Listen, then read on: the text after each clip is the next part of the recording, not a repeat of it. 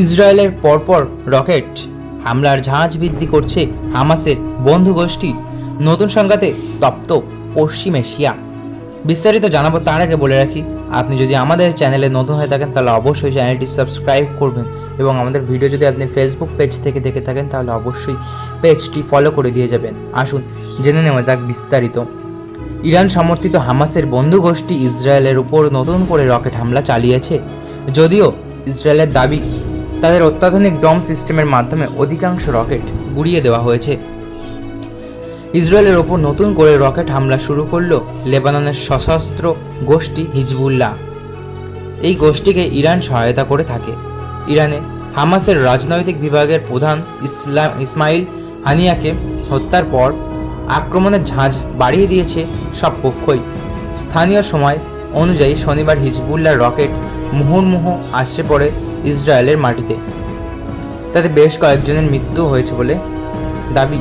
হামলায় দায় স্বীকার করে হিজবুল্লাহ জানিয়েছে, ইসরায়েলের কয়েকজন সাধারণ নাগরিকও এই হামলায় প্রাণ হারিয়েছেন। যদিও ইসরায়েলের দাবি তাদের অত্যাধুনিক ডোম সিস্টেমের মাধ্যমে হিজবুল্লাহর ছোড়া রকেট অধিকাংশই মাটি ছোঁয়ার আগেই গুড়িয়ে দেওয়া হয়েছে।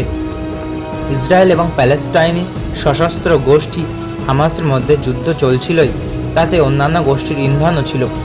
কখনো কখনো সক্রিয়ভাবে হামাসের পাশে দাঁড়িয়ে ইসরায়েলকে আক্রমণ করেছে লেবাননের হিজবুল্লাহ বা ইয়েমেনের হুথিরা। কিন্তু সাম্প্রতিক ঘটনাবলী পশ্চিম এশিয়ার যুদ্ধের চরিত্র বদলে দিয়েছে। ইরানে হামাসের রাজনৈতিক বিভাগের প্রধান ইসমাইল হানিয়াকে হত্যার পর সংঘাত তীব্রতর হয়েছে।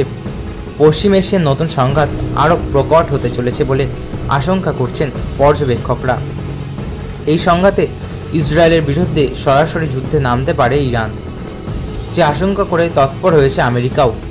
হিজবুল্লাহর তরফে হামলার কারণ হিসেবে হানিয়া হত্যার কথা উল্লেখ করা হয়নি।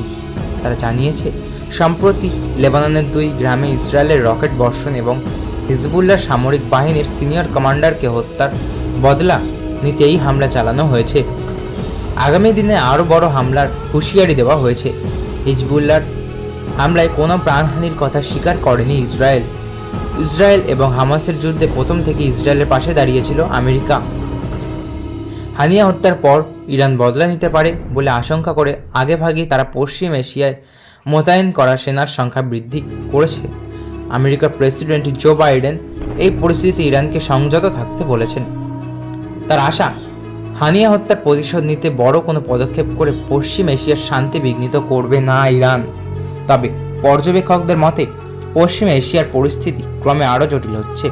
ইরান হাত গুটিয়ে বসে থাকবে না বলেই মনে করা হচ্ছে।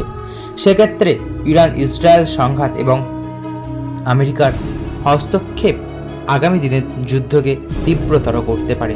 তো বন্ধুরা, এই ছিল আজকের ভিডিও। আশা করি ভালো লেগেছে। ভালো লাগলে অবশ্যই একটি লাইক করবেন এবং এই বিষয়ে নিত্য নতুন আপডেট পেতে আমাদের চ্যানেলটি অবশ্যই সাবস্ক্রাইব করবেন। ধন্যবাদ।